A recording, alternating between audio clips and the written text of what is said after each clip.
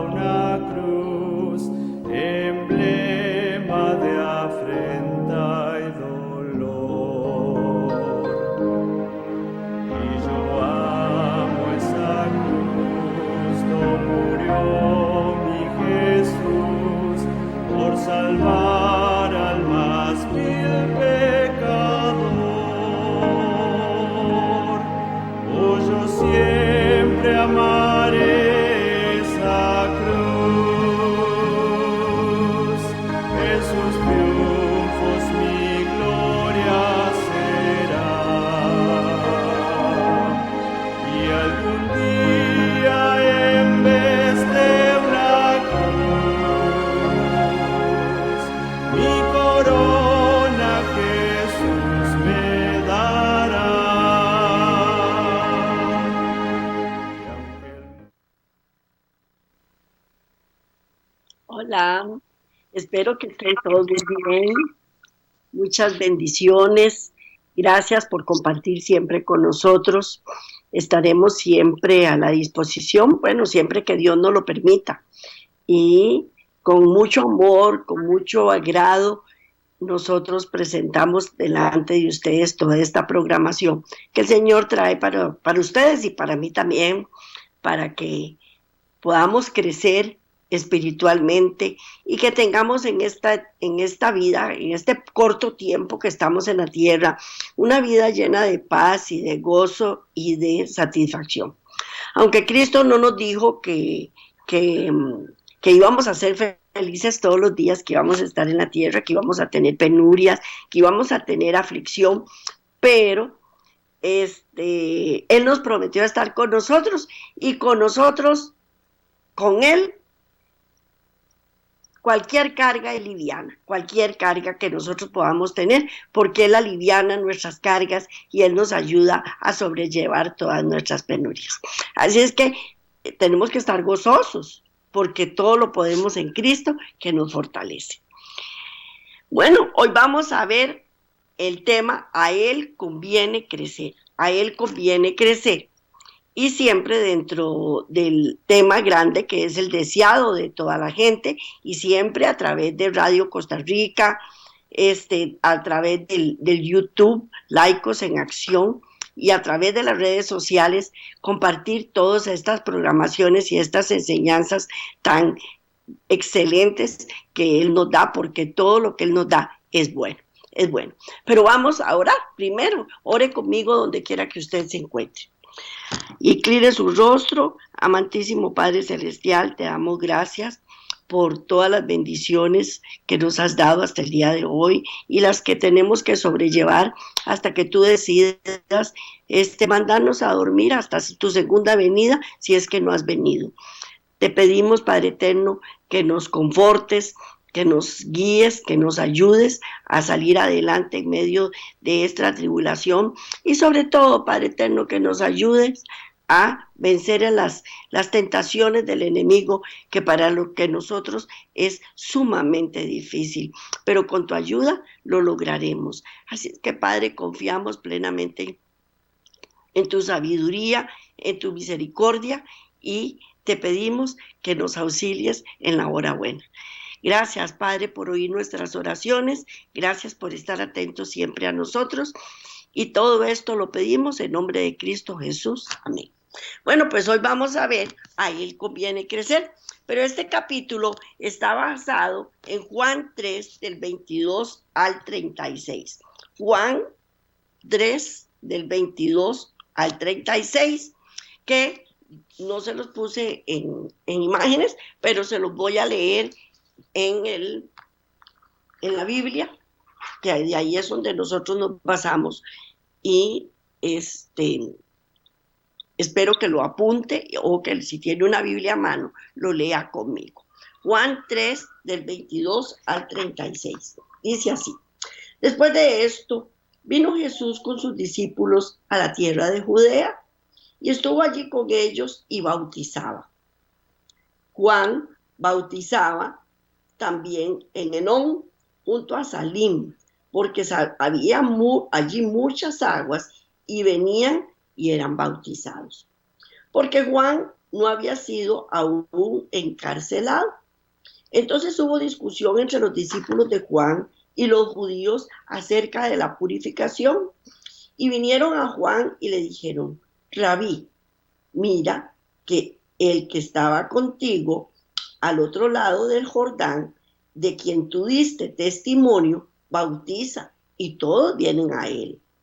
Respondió Juan y dijo: no puede el hombre recibir nada si no le fuese dado de lo alto. Nosotros mismos me sois testigos que dije: yo no soy el Cristo, sino que soy enviado delante de él. Y el que tiene la esposa es el esposo, mas el amigo del esposo que está a su lado y le oye, se goza grandemente de la voz del esposo. Así pues, mi gozo está cumplido. Es necesario que él crezca, pero que yo mengüe.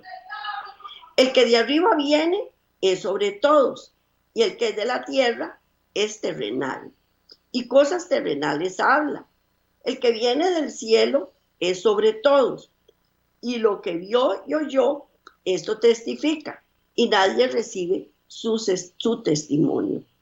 El que recibe su testimonio, este atestigua que Dios es veraz, porque el que Dios vio, las palabras de Dios habla, pues Dios no da el Espíritu por medida. El Padre ama al Hijo y todas las cosas ha entregado en su mano.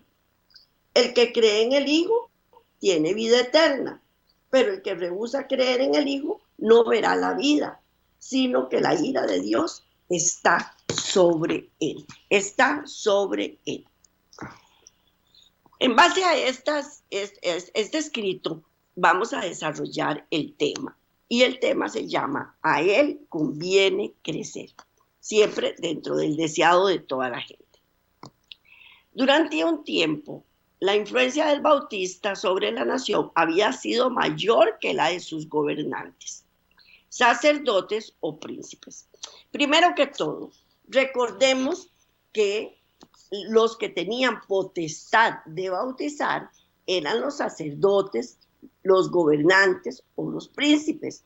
Ellos eran los que tenían la potestad de gobernar. Pero Juan empezó, también recordemos que ellos tenían bautisterios, ellos bautizaban en unas pilas que ellos tenían. Esto nos lo demuestra la ciencia con las excavaciones que se han hecho en Jerusalén, y ahí habían bautisterios. Entonces Juan el Bautista no ocupaba esos bautisterios, porque recordemos que él no fue enseñado ni educado por los rabinos, o los gobernantes, los sacerdotes o los príncipes. Él fue enseñado directamente del Espíritu Santo,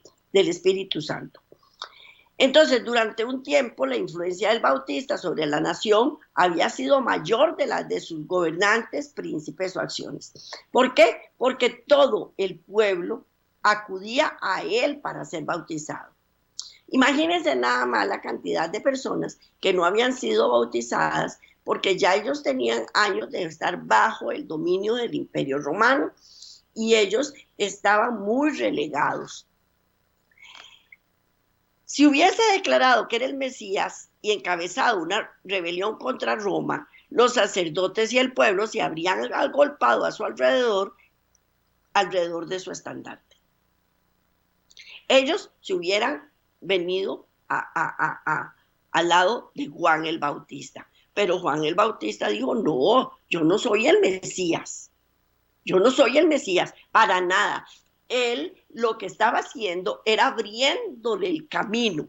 Recordemos que en aquel entonces, cuando un rey o un personaje importante de la comunidad iba a hacer un traslado de un lugar a otro, iba un poco de gente adelante, abriéndole paso, abriéndole camino. Quitaban las piedras del camino para que no tropezara, para que el carruaje en lo que él fuera transportado no cayera, y un poco de gente adelante. Y era un honor para los reyes y los príncipes que se les hiciera esto. Y como el Mesías era el Mesías, no iba a ser diferente. O sea, en el sentido de que le abriera el camino, porque la forma de abrir el camino sí iba a ser diferente. Y Juan el Bautista le estaba abriendo el camino a Cristo Jesús para que él empezara con su misión, con su misión. Satanás estaba listo para asediar a Juan el Bautista con toda consideración halagadora para la ambición de los conquistadores del mundo. Pero frente a las evidencias que tenía en su poder, había rechazado constantemente esta magnífica seducción. Recordemos que él primero nos seduce, nos ofrece, nos trata de envolver en su maraña para que nosotros caigamos. Y una de las cosas que más afecta al ser humano es el ego, el ego. Y entonces él nos ataca por ahí. Eres la más linda, eres el más guapo, eres el más inteligente, el más sabio, te pondré en las alturas y te voy a llevar por todo lado para que nosotros caigamos. Y él no lo había dejado de hacer con Juan el Bautista, también lo había hecho. Y había dirigido hacia otro la atención que se fijaba en él, Ahora veía que el flujo de la popularidad se apartaba de él para dirigirse al Salvador. Juan el Bautista acaparó la atención de mucha gente durante un lapso de tiempo. ¿Para qué? Para abrirle el camino a Cristo Jesús. Pero en el momento que ya llegaba la hora en que Cristo se presentara, ya él tenía que hacerse a un lado. Él tenía que hacerse a un lado para que toda la atención se fuera hacia el Mesías. Y la popularidad se estaba apartando de Juan para dirigirse al Salvador. Día tras día disminuían las muchedumbres que le rodeaban. Y cuando Jesús vino a Jerusalén, a la región del Jordán, la gente se agolpó para oírle. Ya no lo buscaban para ser solo bautizados, sino para oír sus enseñanzas. El número de sus discípulos aumentaba diariamente. Recordemos que Juan el Bautista, lo principal que él predicaba era sobre el arrepentimiento. ¿Para qué? Para que cuando el Mesías llegara, encontraran corazones dispuestos ya a recibirle. Pero ya Cristo iba haciendo lo que seguía de la obra. Y el número de discípulos ya aumentaba claramente, diariamente. ¿Por qué? Porque todos esos discípulos que Juan había preparado ya estaban listos para recibir la palabra de Cristo Jesús. Además, muchos venían también para ser bautizados. Y aunque Cristo mismo no bautizaba, sancionaba la administración del rito por sus discípulos. Así puso el sello sobre la misión de su precursor. Pero los discípulos de Juan miraban con celo la popularidad creciente de Jesús. Porque ellos admiraban a Juan, pero no tenían que admirar a Juan. A quien tenían que seguir era Cristo Jesús. Pero ellos estaban celosos. Estaban dispuestos a criticar la obra de Cristo y no transcurrió mucho tiempo que no hallaran ocasión de hacerlo. Se levantó una cuestión entre ellos y los judíos acerca de si el bautismo de Jesús difería esencialmente del de Juan. Ellos pensaban que eran diferentes y si eran diferentes, alguno de los dos tenía que estar equivocado. Y pronto estuvieron disputando con los discípulos de Cristo acerca de las palabras que eran propias para emplear al bautizar. Y finalmente, en cuanto al derecho que tenía Jesús para bautizar. Ellos lo que estaban tratando era de quitarle el derecho a Cristo de bautizar. Los discípulos de Juan vinieron a él con sus motivos de queja diciendo: Rabí, el que estaba contigo en la otra parte del Jordán, del que tú diste testimonio, he aquí bautizan. Y todos vienen a él. Con estas palabras presentó una tentación a Juan, una nueva tentación a Juan. Aunque la misión de Juan parecía estar a punto de terminar, le era todavía posible estorbar la obra de Cristo. Y lo que Satanás pretendía era que Juan estorbara la obra de Cristo, porque había muchos que seguían a Juan. Entonces, con eso lograba apartar mucha gente de Juan. Si hubiese simpatizado consigo mismo y expresado pesar o desilusión por ser superado, habría sembrado la semilla de disensión, que habría estimulado la envidia y los celos, y le habría impedido gravemente el progreso del Evangelio. Si Juan se hubiera puesto a competir con Cristo por bautizar a los discípulos, hubiera sido un problema demasiado serio.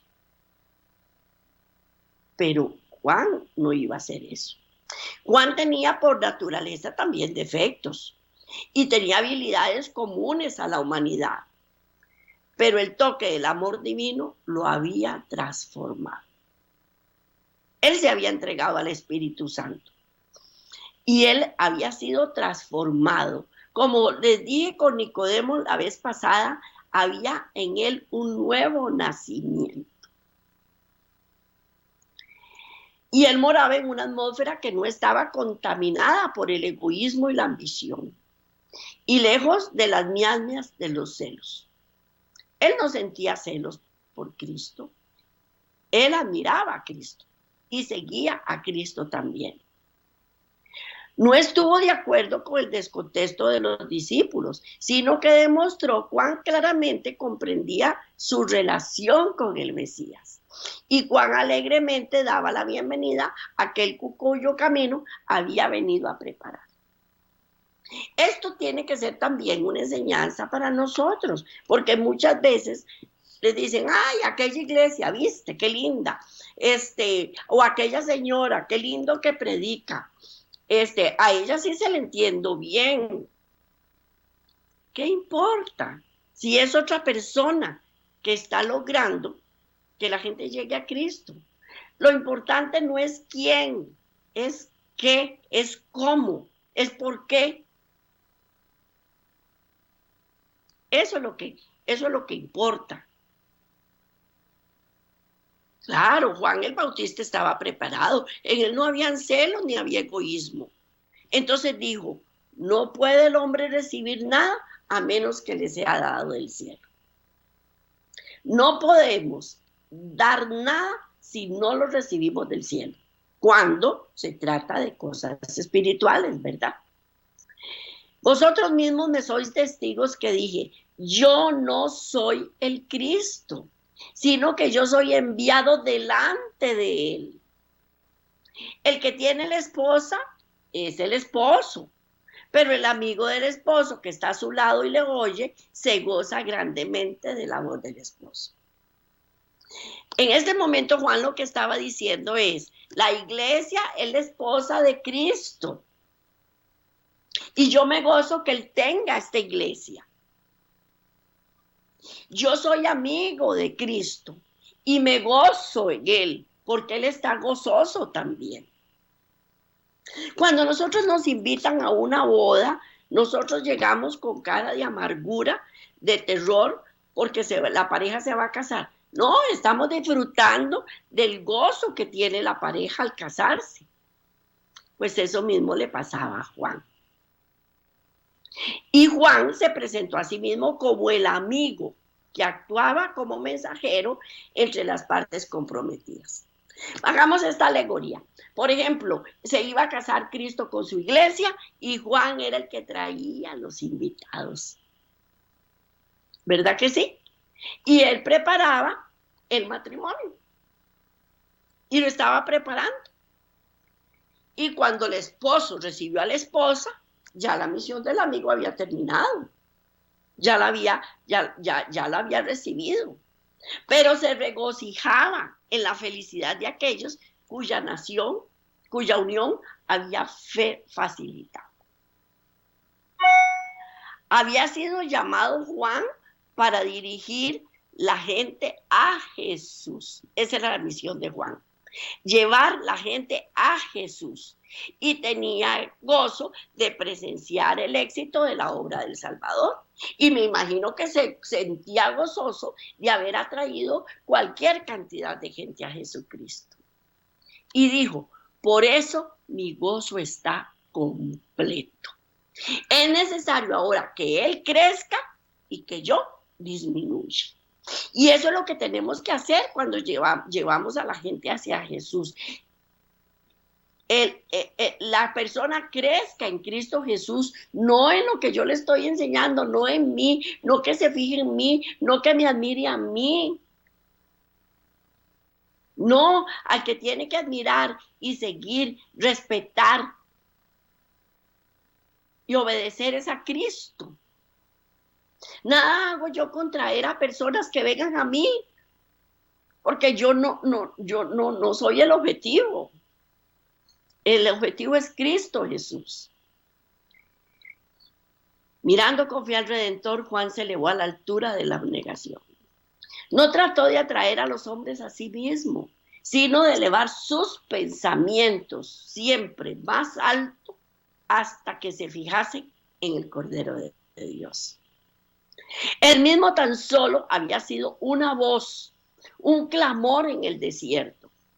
Ahora aceptaba con gozo el silencio y la oscuridad, a fin de que los ojos de todos pudiesen dirigirse a la luz de la vida. Y en eso es que tenemos que tener satisfacción, ver que una persona está creciendo en Cristo Jesús. En Cristo Jesús. Los que son fieles a su vocación como mensajeros de Dios no buscarán honra para sí mismos, para nada. El amor al yo debe desaparecer en el amor por Cristo. Y ninguna rivalidad mancillará la maravillosa causa del Evangelio. Y vamos a leer Juan 1:29. Juan 1:29. El siguiente día, Juan vio a Jesús que venía a él y dijo, he aquí el Cordero de Dios que quita el pecado del mundo. Repito, el siguiente día vio Juan a Jesús que venía a él y dijo, he aquí el Cordero de Dios que quita el pecado del mundo. Y vamos a leer también Isaías 57:15. Isaías 57:15, que dice así. Porque así dijo el alto y el sublime, el que habita la eternidad y cuyo nombre es el Santo. Yo habito en la altura y en la santidad y con el quebrantado y humilde de espíritu, para hacer vivir el espíritu de los humildes y para vivificar el corazón de los quebrantados. Repito, Isaías 57:15. Porque así dijo el alto y el sublime, el que habita la eternidad y cuyo nombre es el Santo. Yo habito en la altura y en la santidad y con el quebrantado y humilde de espíritu, para hacer vivir el espíritu de los humildes y para vivificar el corazón de los quebrantados. Si nosotros elevamos a Jesús, con Él la humanidad va a ser elevada también. Así es que eso lo dijo el alto y el sublime. Y Él vino a estar con los quebrantados y con los humildes. Los humildes, refiriendo no humilde a una persona pobre, pues ellos también, sino que una persona que tenga humildad de corazón, que eso es lo más importante, porque hay personas que no tienen humildad de corazón, sean ricos o sean pobres, porque entonces yo llego y le hablo a una persona que no posee nada de Cristo y me dice, no, yo no quiero saber nada de ese Señor, porque Él no me da nada, yo no tengo nada. Él nunca se ha preocupado por mí. Eso no es tener humildad de corazón delante de Cristo. Pero también puedo hablar a una persona que se posee bienes y dice, yo vivo enteramente agradecida con Cristo, porque todo lo que tengo, Él me lo dio. Y puede ser al revés también, hablar con una persona que tiene mucho dinero y diga, no, yo me lo gané con mi propio esfuerzo. Y una persona que no tiene nada y diga, estaba esperándolo, Él es mi salvación. El alma del profeta, despojada del yo, se llenó de la luz divina. Al presenciar la gloria del Salvador, sus palabras eran casi una contraparte de aquellas que Cristo mismo había pronunciado en su entrevista con Nicodemo. Y vamos a leer Juan 5:30 y Hebreos 1:9. Dice, no puedo hacer nada por mí mismo. Yo no puedo hacer nada por mí mismo. Según oigo, así juzgo. Y mi juicio es justo, porque no busco mi voluntad, sino de la voluntad del que me envió, la del Padre. Vamos a leer Hebreos 1:9, que yo creo que no la puse, de todas maneras voy a ratificar. Y continuamos. Hebreos 1:9. Dice, has amado la justicia y aborrecido la maldad, por lo cual te ungió Dios, el Dios tuyo, con óleo de alegría, más que a tus compañeros. Con óleo de alegría, más que a tus compañeros. Hebreos 1:9, repito. Has amado la justicia y aborrecido la maldad, por lo cual te ungió Dios, el Dios tuyo, con óleo de alegría, más que a tus compañeros, más que a tus compañeros. Juan dijo, el que de arriba viene, sobre todos es el que es de la tierra, terrenales, y cosas terrenas habla. El que viene del cielo, sobre todos es, porque el que Dios envió, la palabra de Dios habla, porque no da Dios el Espíritu por medida. ¿Y Cristo qué decía? No busco mi voluntad, mas la voluntad del Padre que me envió es la que él buscaba. Y de él se declara, has amado la justicia y aborrecido la maldad, por lo cual te ungió Dios, el Dios tuyo, con óleo de alegría, más que a tus compañeros. El Padre no da el Espíritu por medida. Así también sucede con los que seguimos a Cristo. Podemos recibir la luz del cielo únicamente en la medida en que estemos dispuestos a ser despojados del yo. Mientras el orgullo, la vanidad, el egocentrismo viva en mí, no voy a recibir mucho. Pues estoy llena, estoy inflada. Cuando uno está lleno de comida y tiene la pancita llena, uno dice, no, ya no más, ya no quiero más, ya no me entra más. Y espiritualmente estamos inflados, llenos, gorditos de egocentrismo y de vanidad. Entonces, ¿qué vamos a poder aceptar? Entonces, pero si nos despojamos del yo y empiezo a decir, no, yo no puedo, pero Dios sí puede, entonces ahí Dios nos empieza a nutrir y alimentar. Vamos a leer Colosenses 2 del 9 al 10. Colosenses 2 del 9 al 10. Porque en él habita corporalmente toda la plenitud de la deidad. Y vosotros estáis completos en él, que es la cabeza de todo principado y potestad. Porque en él habita corporalmente toda la plenitud de la deidad. Y vosotros estáis completos en él, que es la cabeza de todo principado y potestad.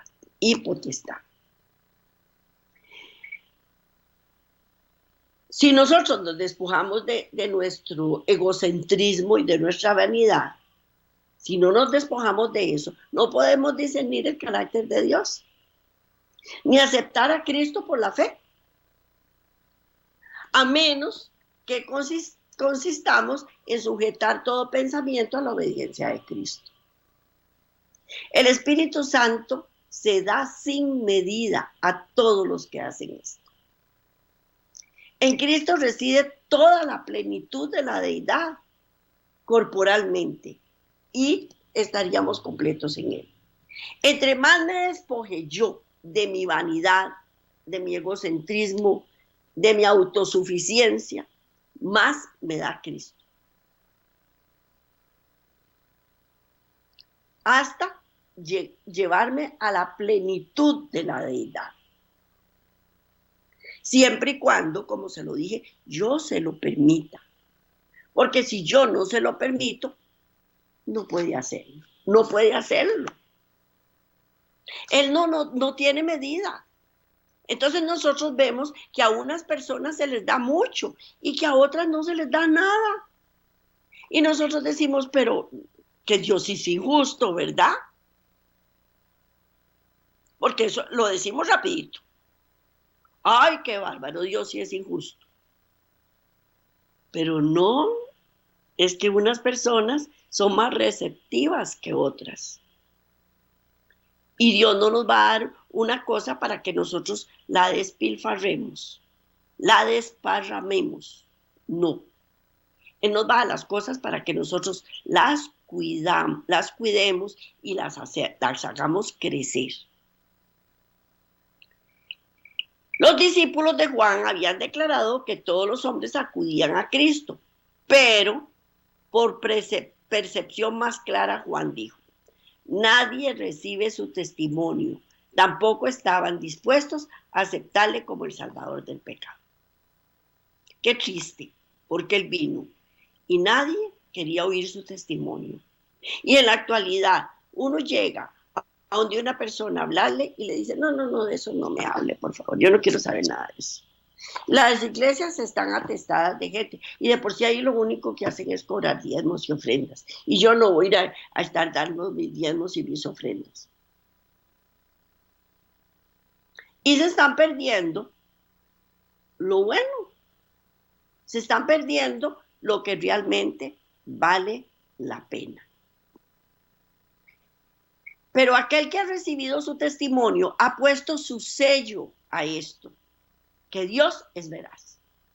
Si yo recibo el testimonio de Cristo, estoy diciendo, es cierto, todo lo que Él me está diciendo es cierto. Porque lo estoy escuchando.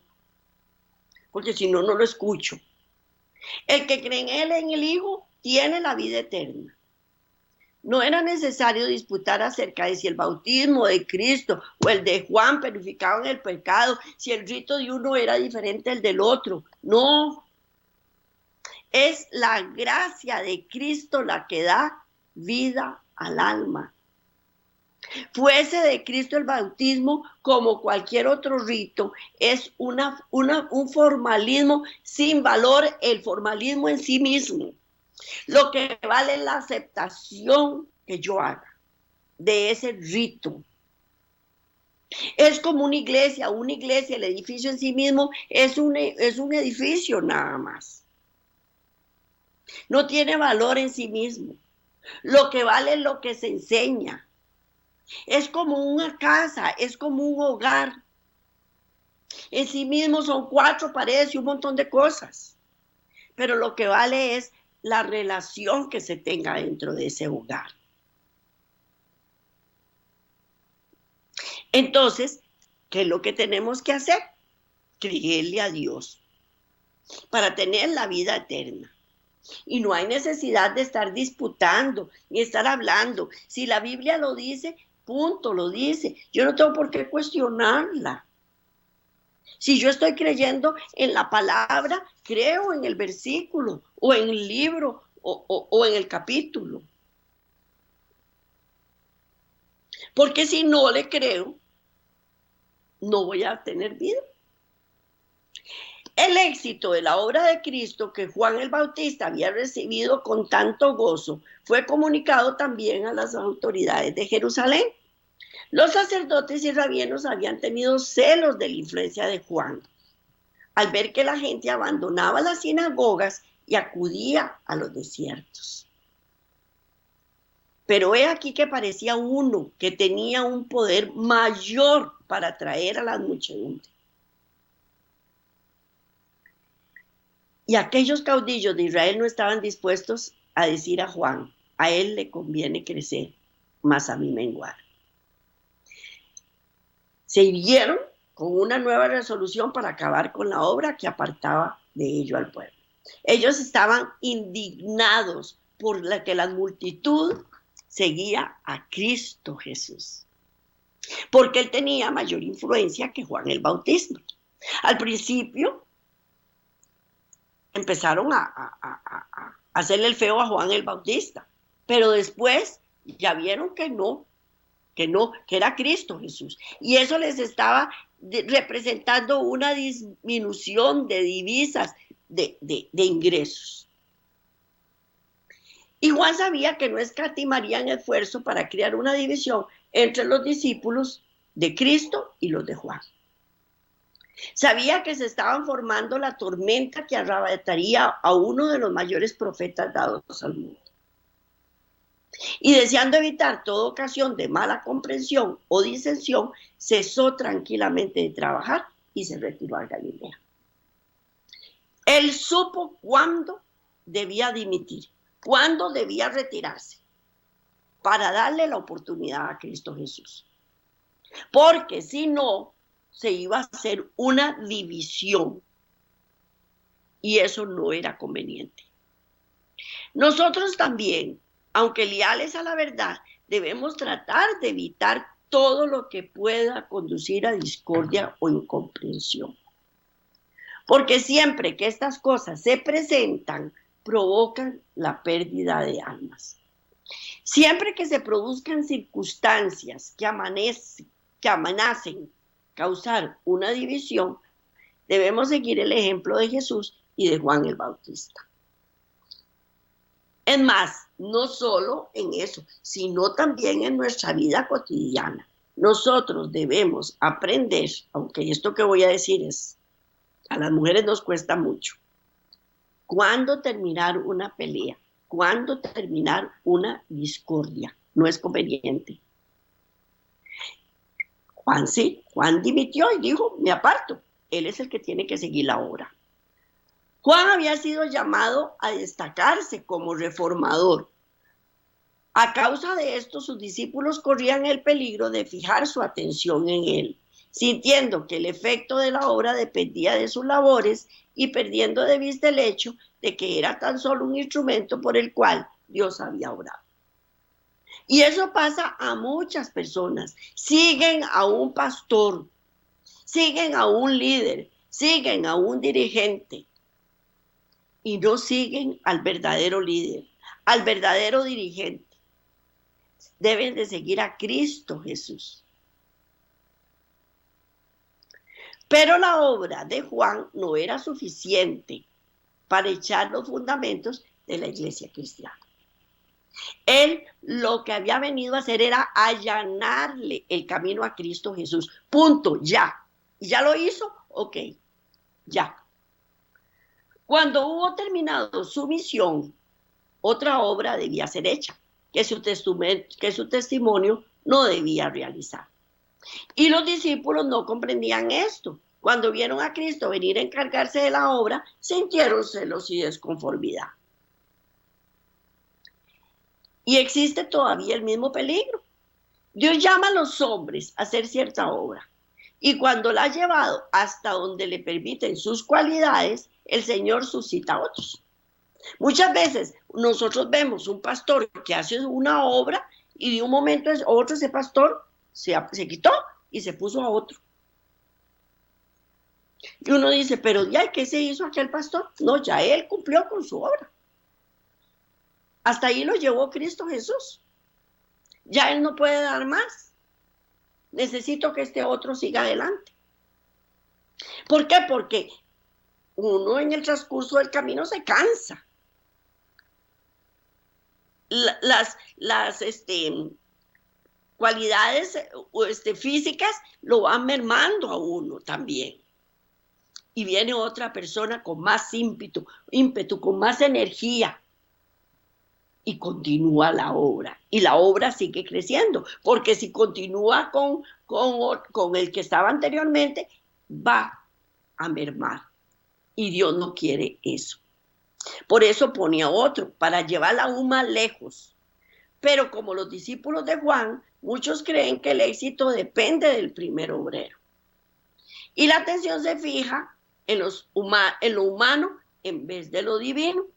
Se infiltran los celos y la obra de Dios queda estorbada. El que es honrado así debidamente se siente tentado a albergar confianza propia. No comprenden cuánto dependen de Dios. Se enseña a la gente a esperar dirección del hombre y así caen en error y son inducidos a apartarse de Dios. Y a hay personas que se les quita su ministerio y entonces se apartan de Dios. Y no debe apartarse de Dios. Hay que dar oportunidad a otros. La obra de Dios no ha de llevar la imagen e inscripción del hombre, no.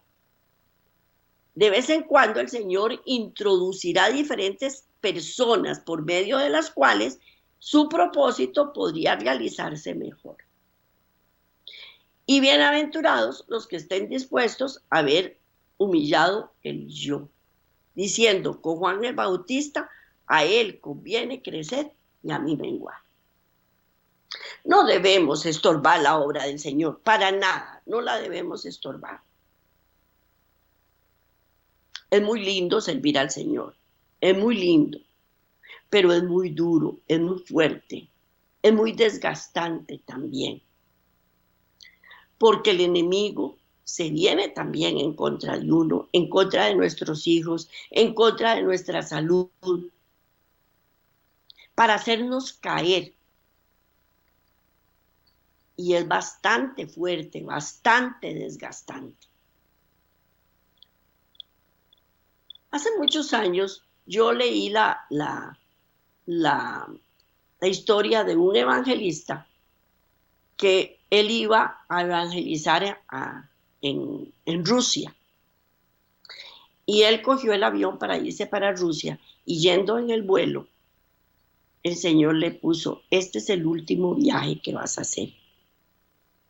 Él se asustó porque pensó muchas cosas, bueno, como hacemos siempre, que pensamos siempre en muchas tonterías.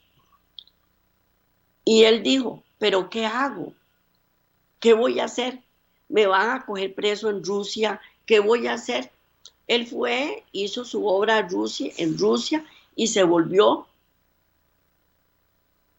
Y cuando llegó, ya no hubo más oportunidad para él de volver a salir. Y él se quedó muy devastado porque él estaba acostumbrado a una vida muy agitada, yendo y viniendo, y son emociones muy fuertes. Imagínense lo que era en aquel entonces meter cualquier cantidad de Biblias de contrabando en Rusia. Es muy fuerte. Y figúrese que el señor quedó muy devastado. Pero después él dijo, porque yo no voy a seguir haciendo la obra de Cristo. Ya él me dijo, usted llega hasta aquí, voy a ponerme a escribir. Y escribió libros muy valiosos, escribió libros muy, muy significativos, que confortaban mucho a la gente. Fue una guía espiritual para muchas personas, hasta que se murió, hasta que él ya, estando un señor mayor, se murió. Así es que hay muchas formas de continuar uno la obra, no necesariamente parado en un púlpito, ni tampoco por medios de comunicación masiva, como lo estamos haciendo nosotros, ni tampoco predicando en las calles, pero puede hacerlo uno desde la casa, puede hacerlo uno a través de escribir libros y otras cosas. Y él es el que tiene que crecer, no somos nosotros. Es a él al que tenemos que presentar, no es a nosotros. No es a mí la que me tienen que creer, es a la palabra de Dios. No es a mí a la que tienen que seguir, es a Cristo Jesús.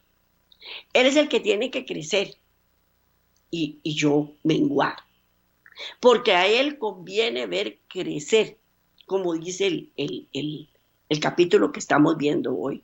Y tenemos que fijarnos en las cualidades de Juan el Bautista y allanarle el camino al Señor, para que cuando Cristo venga a estas personas, encuentre una tierra fértil, lista para sembrar la semilla. O puede ser que nosotros sembremos la semilla también, pero no la vamos a ver crecer.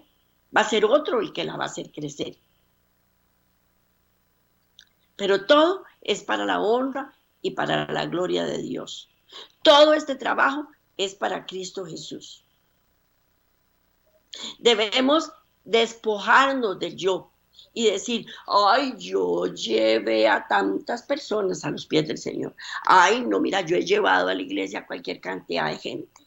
Ay, no, mira, es que mi iglesia son 3,000, 4,000, 5,000 personas las que asisten a mi iglesia. Ay, no, es que mira, mi iglesia... No. Al que tenemos que presentar es a Cristo Jesús. Y por eso es que el Señor me puso a darles este tema del deseado de toda la gente, que el deseado de toda la gente es Cristo Jesús. Y a Él es el que tenemos que invitar, las personas tenemos que invitar para que deseen estar con Él. Como cuando uno invita a un banquete. Qué rico cuando uno lo invitan a un banquete y uno sabe que las personas que preparan ese banquete dan una comida espectacularmente deliciosa. Y llegamos con deseos de comer y de disfrutar. Pues este manjar, este banquete, que es Cristo Jesús, a Él es el que tenemos que seguir. A Él es el que tenemos que hacer crecer, como el pan que crece. Cuando uno está haciendo pan y le creció la pasta así bien rica y uno sabe que aquel pan le va a quedar bien esponjadito, uno dice, este pan sí me quedó delicioso, este pan sí me quedó delicioso. Pues es a Él el que tenemos que ver crecer, porque yo no voy a poder hacer que una persona crezca espiritualmente. Yo no voy a hacer, es más, les voy a decir una cosa, yo no puedo medir cuánta espiritualidad hay en la persona a la que yo le estoy enseñando. Muchas veces uno ve en una persona, como les dije la vez pasada con Nicodemo, que Nicodemo recibió la palabra, Cristo, el mismo Cristo le habló de todo, y él se fue por allá y durante un tiempo no utilizó para nada. Y después, ¿qué fue lo que él hizo? Vino, renunció a todo, siguió a Cristo y atrajo un montón de personas. Pues muchas veces le enseñamos a las personas y creemos que no tienen crecimiento espiritual. Y al final de cuentas, crecieron, fructificaron y dieron fruto en abundancia. Así es que no debemos desanimarnos.